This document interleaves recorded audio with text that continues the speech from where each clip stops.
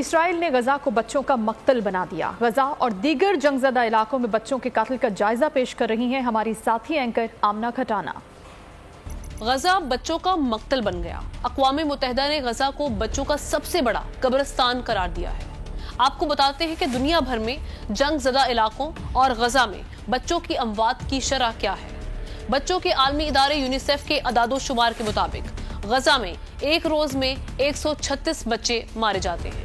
شام میں 3، افغانستان میں 2، یمن میں 2، یوکرین میں 1 اور عراق میں 1 بچے جان سے چلے گئے۔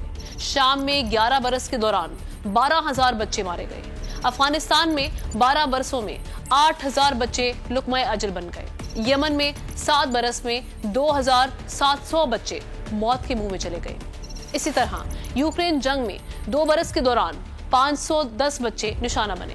عراق میں 14 برسوں کے دوران 3,100 بچے جان سے چلے گئے۔